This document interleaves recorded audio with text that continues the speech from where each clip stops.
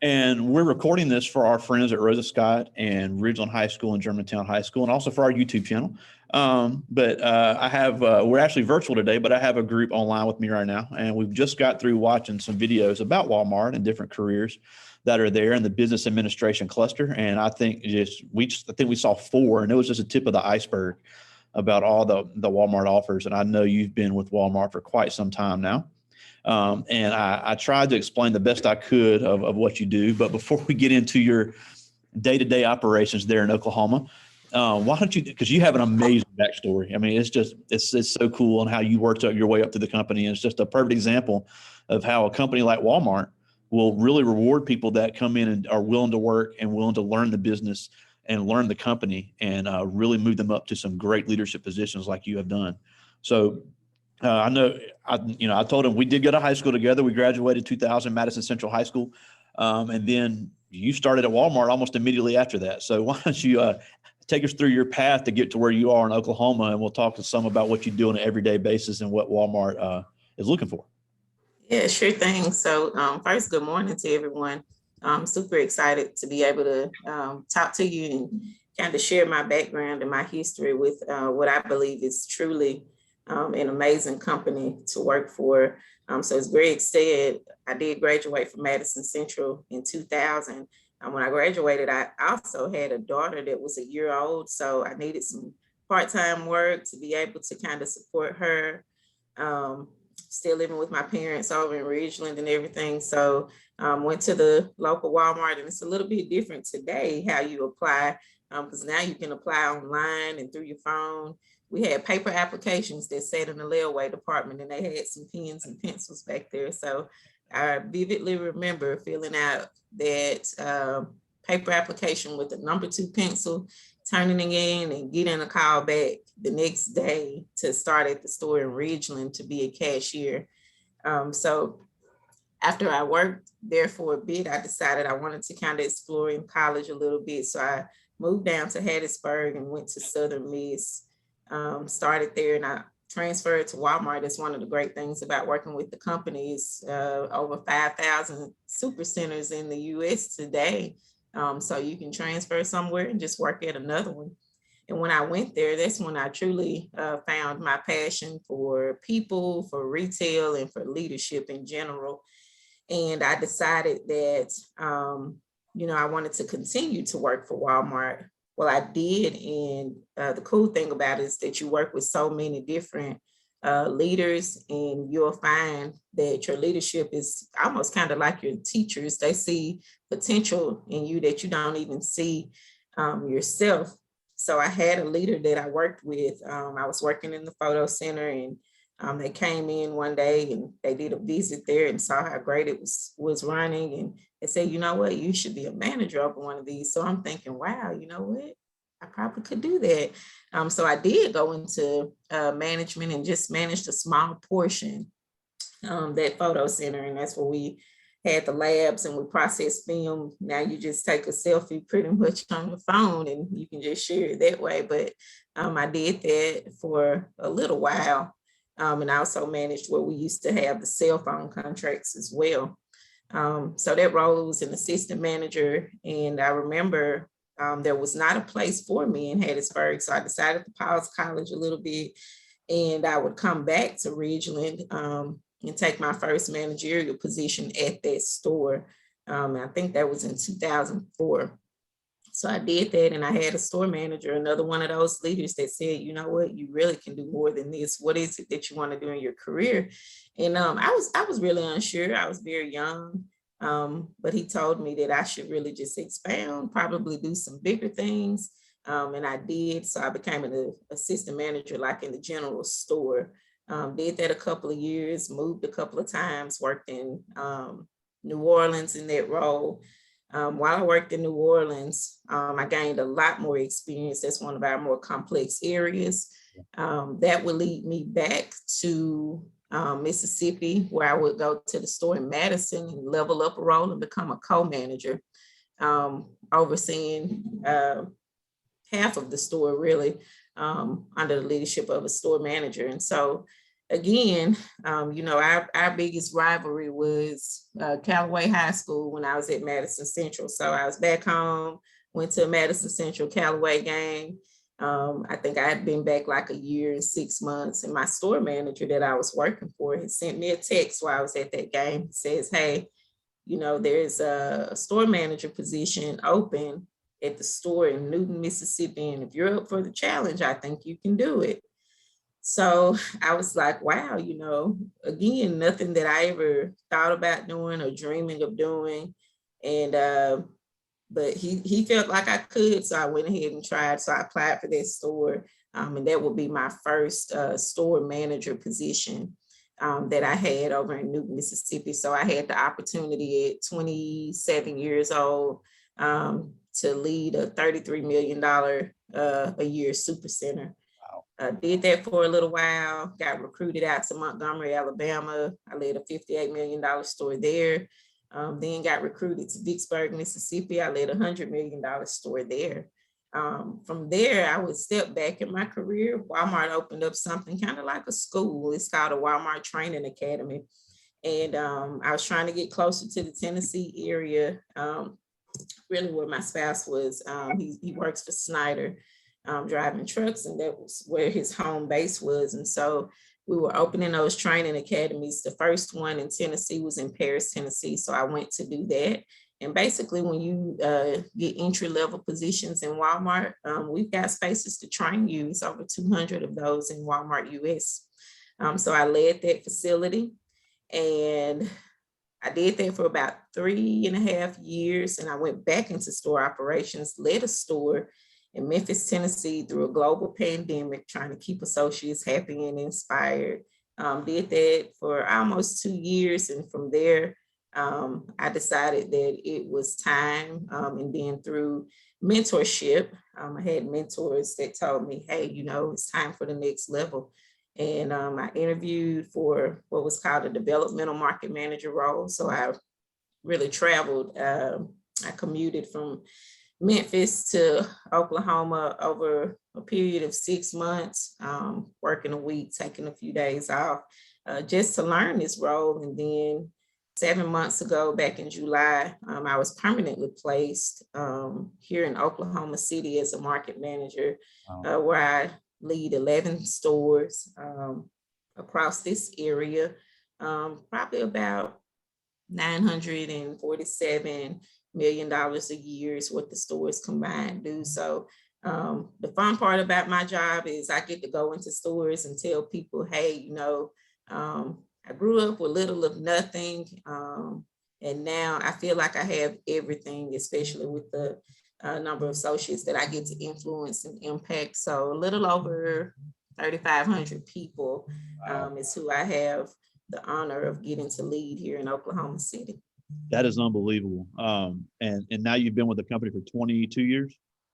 22 years in April. Unbelievable. Now, we were looking at some videos that Walmart has about the different careers before you got on. And one thing it really stressed in every position is that, similar to you, if you're willing to get into a company like this and put in the work, learn the business, be coachable, the opportunity for vertical advancement is really endless. So even if somebody doesn't want to lead a store, what are some other areas that Walmart could offer somebody coming right out of high school that was willing to work and learn the business to move into? So right now, two of the most important that we're really focused on, because what we do as a company, trying to, as we continue to grow, even over 50 years later, you have to stay in tune and in sync with the customer demands are. So two of the bigger ones are our supply chain team, which has endless opportunities, and then our digital team. Most, especially in our college towns and stuff, digital is growing so fastly. And when I think about myself, I'm a mother, I have 4 children, even though one is away in college, but 3 are here. My husband drives trucks. I like to order my stuff online. I'm in a Walmart store all day. So, going up and down the aisle shopping is not an option. So there are many more consumers that are just like me. They're busy, they lead busy lives, children play sports. And so that is a huge opportunity in our company, the digital aspect, and there's so much with it, from delivery to being the person inside of those stores that actually go shop the orders for those customers. There are different parts of our organization where they have strategy around studying consumer behaviors, and then taking that and applying it to what we already have, and then adding in different parts of their business, so that we can continue to grow it and then be what our consumers need. So supply chain, we always need truck drivers. One thing that they've started is almost like an academy. We're training our own drivers now. Wow. Just graduated. I forget the number that our senior HR over that area announced yesterday, but we just put several hundred of drivers on the road through the training with the company. So that's incredible. And also something we were looking, I have a little bit of retail experience, obviously nothing like you have, but we were looking at a video of a department manager. And in the first 10 seconds, it showed 3 very important skills that a Walmart associate, especially manager, would need. That is managing of employees, managing of customers, and managing of merchandise. And honestly, just from my experience, it seems like that's pretty even on how those 3 are balanced.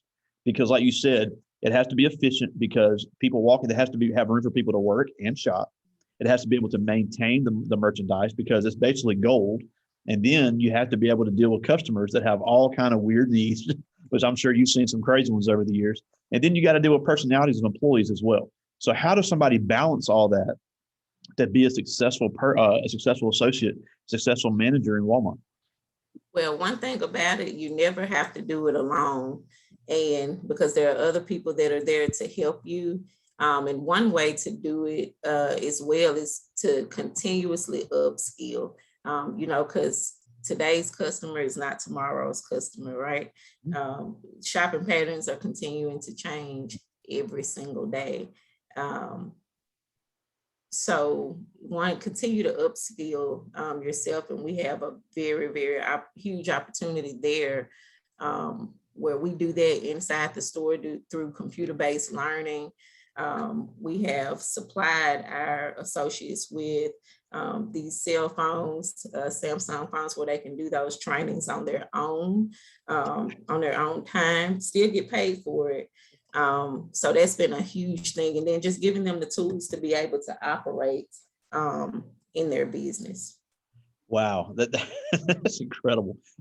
Now, and also, and this has been the case for a while, Walmart has one of the best benefit packages for employees, starting at the very bottom level. So yes. Tell us a little bit about, if somebody wants to, somebody gets hired at Walmart, even at 16 years old, they get those benefits immediately. So tell us a little bit about that benefit package. Yeah, so one of my favorite ones is the discount card. We get a 10% discount on a lot of different food items through the holidays. We get it on fresh food items. We get it on general merchandise. So that's one of my biggest ones. The insurance is great. I've had 3 children while working at Walmart. So that's been a huge blessing to have the dental insurance, the optical insurance. In the role that I'm in currently, we get stock options. So that's been pretty huge. I mean, for me, it's not all about money, but the money is great. And just the incentives that the associates get every year, the bonuses off actually making our sales plans and stuff. So it's really cool. It's a lot that comes with it. Now, one thing we looked at also the Walmart Scholarship Program. So if somebody wanted to go to school and get whatever associates or bachelor's or postgraduate or I can't think of the word, the postgraduate degree. How does, talk a little bit about that scholarship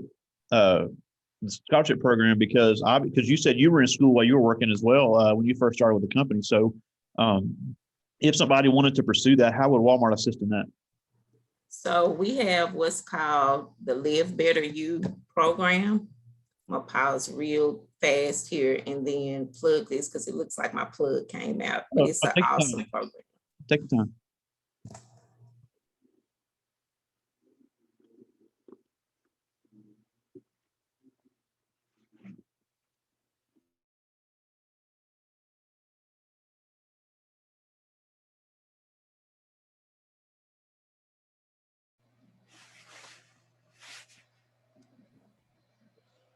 Okay, there we are.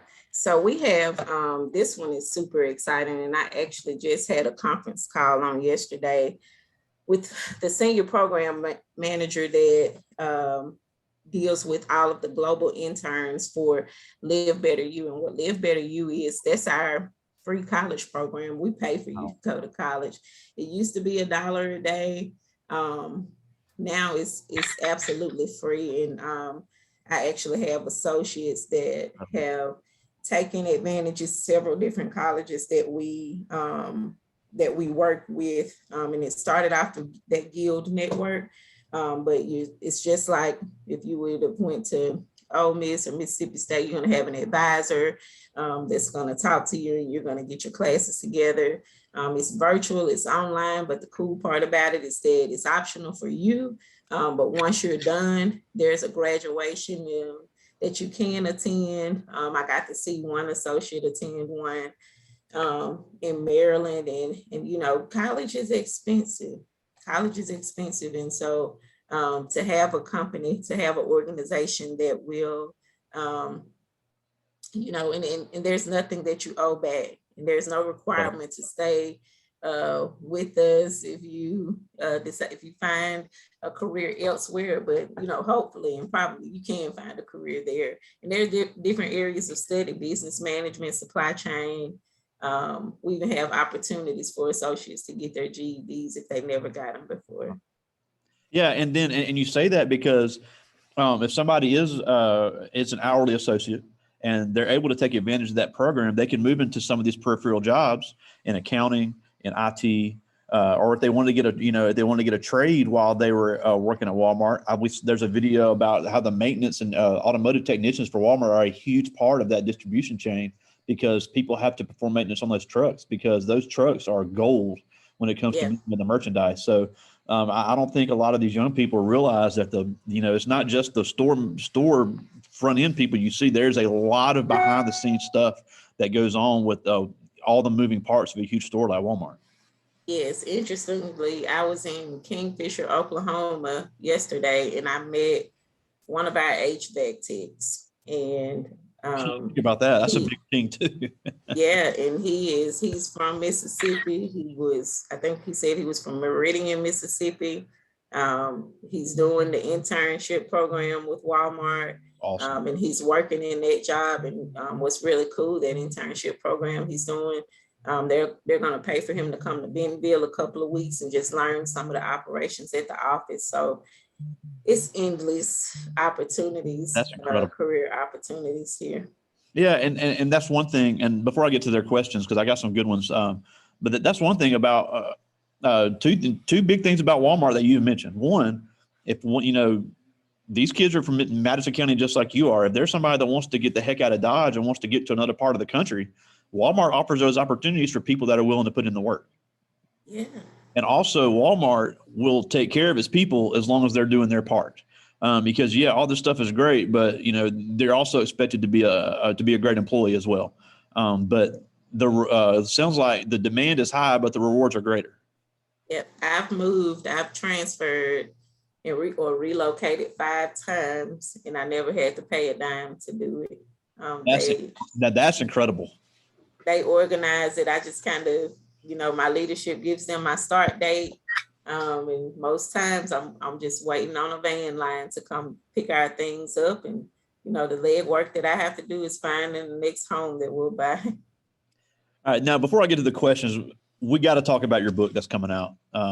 Do you want to be successful on NatoyaChampion.com? So tell us a little bit about that and how you came to become an author and about the book you have coming out. Yeah. So as I talked about before, we were going through a global pandemic. this is something that none of us ever went through before. So it's not like I could pick up the phone and say, hey, Greg, by the way, how did you get through this? None of us ever been through it, and it was tough. Yeah.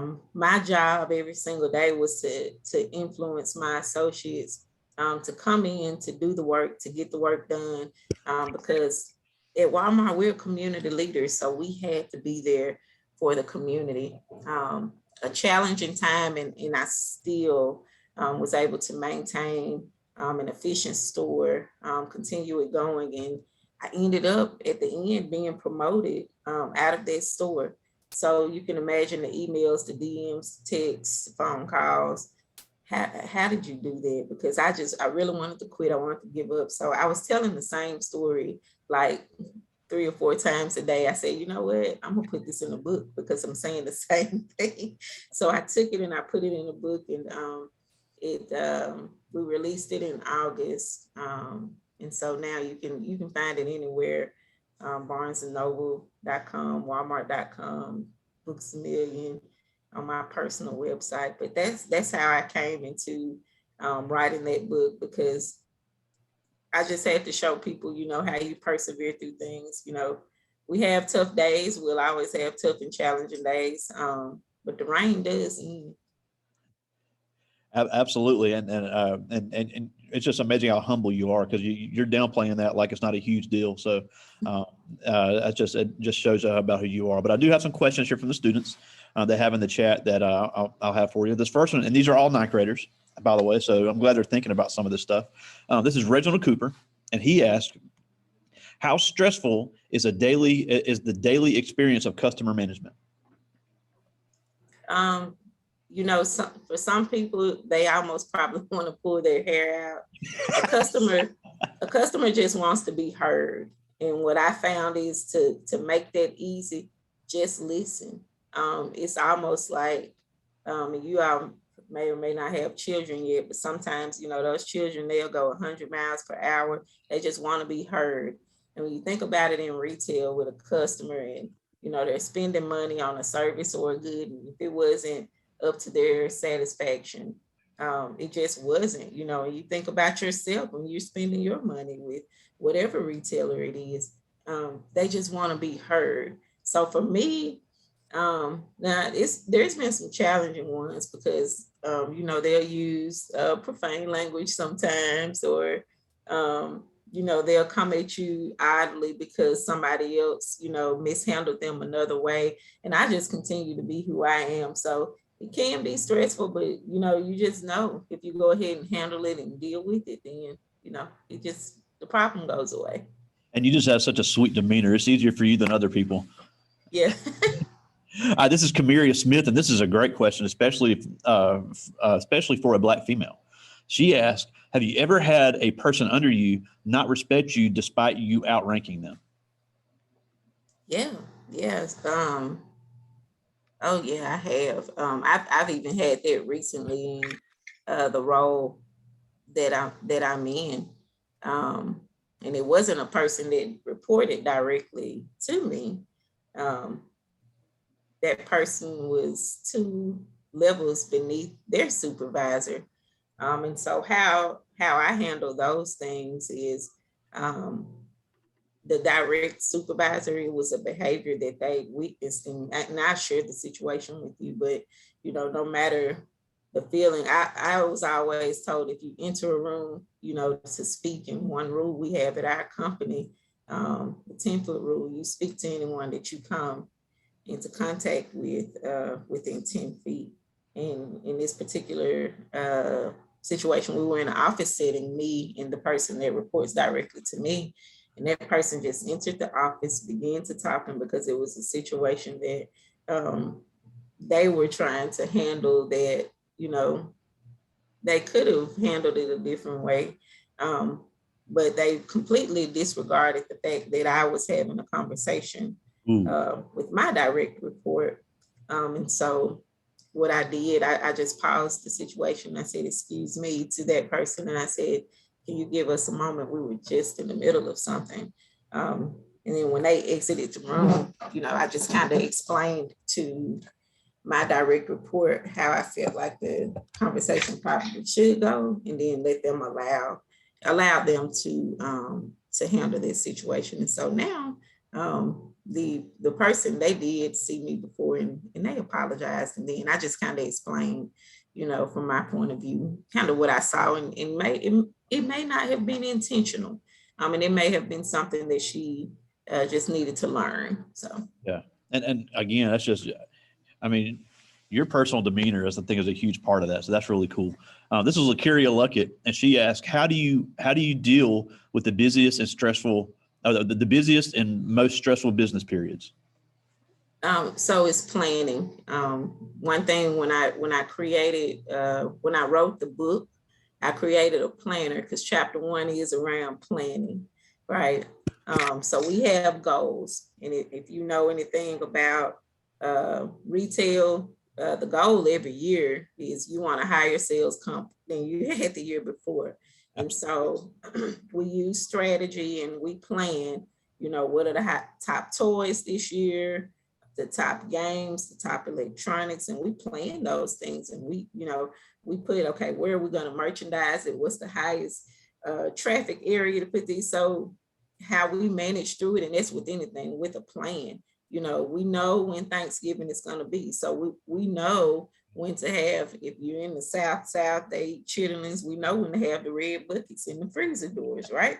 So you have to plan those things. And then part of planning it is what? Reaching out to their supplier or using their scanner and ordering them, so that we can have that merchandise at the right time. So the simple way, or the simple answer that I can give to you is to plan. Even when you have a test, you're going to have finals 9 weeks from today. So what do you have to do? You have to continue to study every single week to make sure that you pass it. It's not like you don't know that at the end of that 9 weeks, you're going to have that final. So make sure that you are planning, and the planning part of that is to study the content that is covered with you each week, right? So that's how I deal with it. We plan those seasonal sets, and sometimes, a monkey wrench will be thrown out, but you got to adjust it. So you can adjust your plans if you have them on paper or digital, or whatever.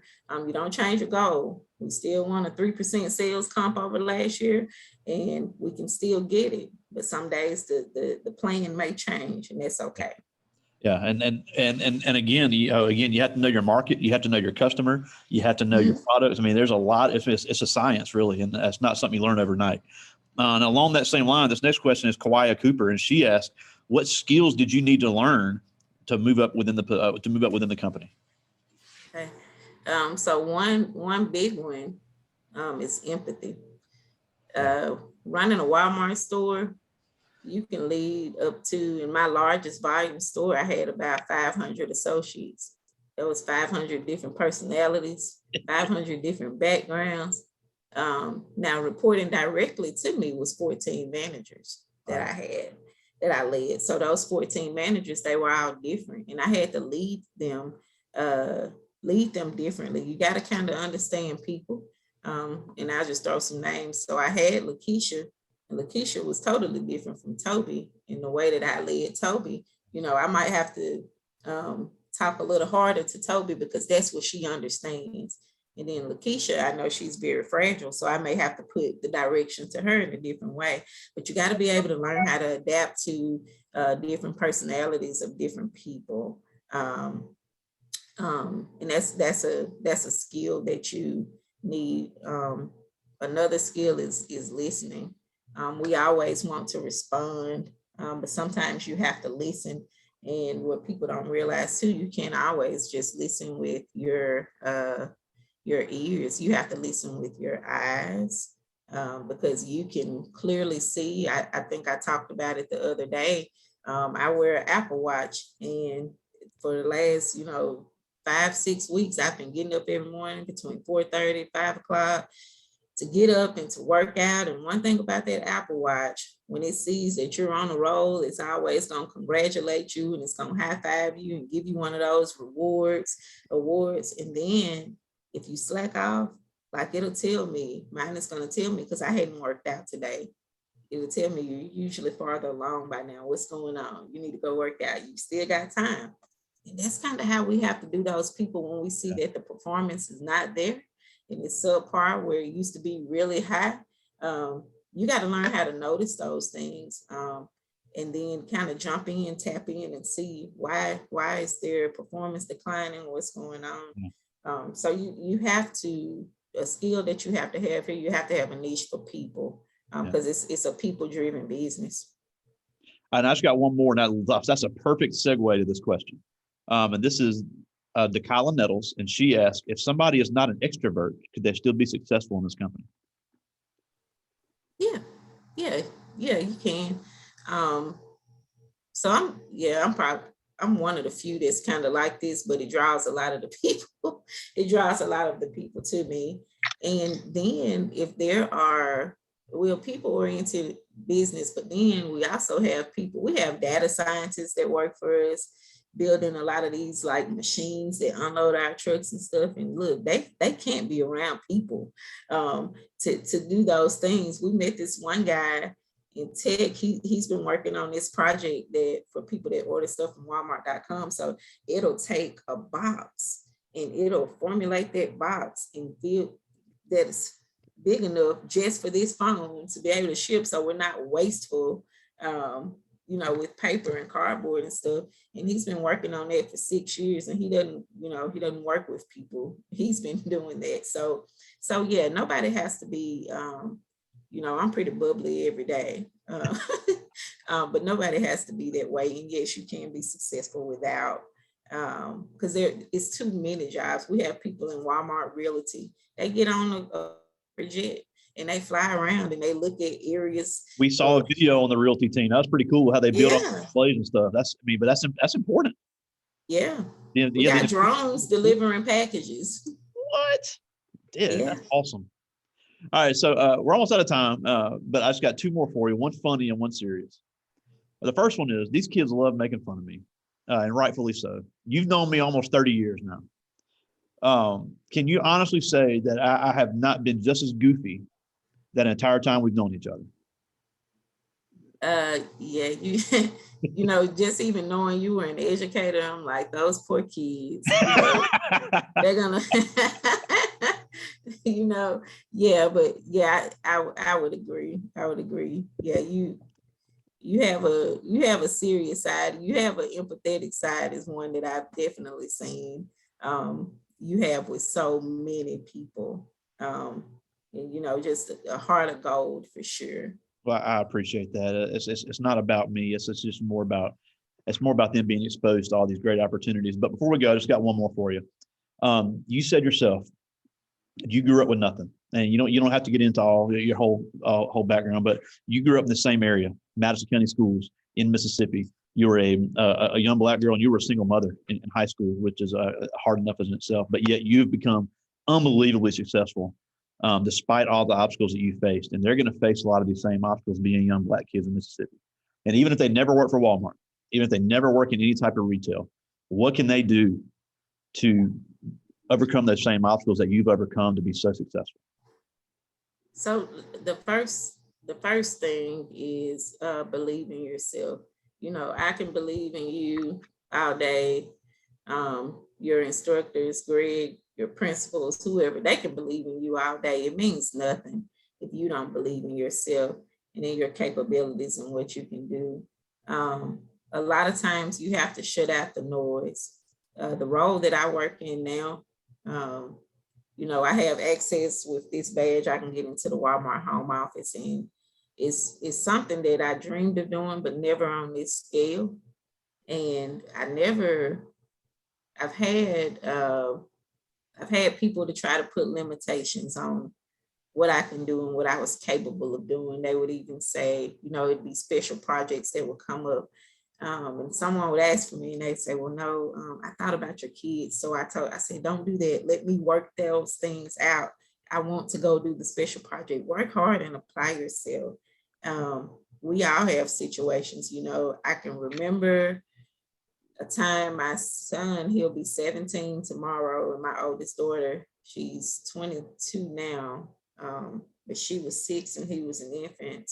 And we lived in a 1-bedroom apartment and shared a room. And, you know, I couldn't even afford to get him a crib. And now he lives in the loft of our home. We don't even see him because it's like an apartment up there. So he really doesn't have a need to come down, but he has to come down and eat because he can't eat up there.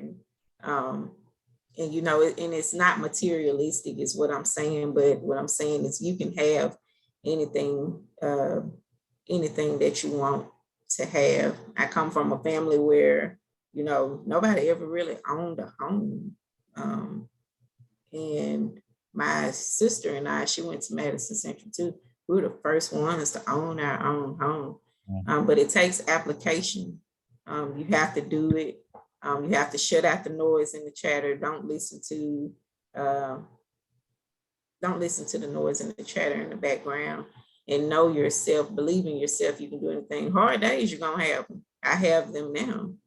You know, I had a divisional coming to our stores, and one of my stores was not so great and one was extremely great. But you know what? That doesn't define who I am. That just means that I got to work hard and help that store leader get her store to being great. So that's the advice that I would give. Believe in yourself first.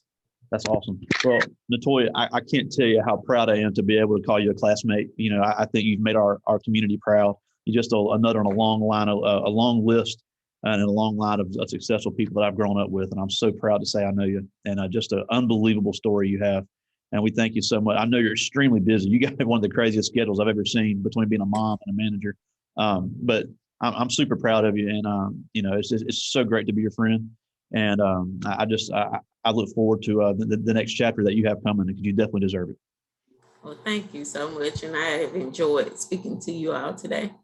All right. Well, I'll talk to you soon, my friend. I know you got to get back to work. Take care. All right. See you, buddy.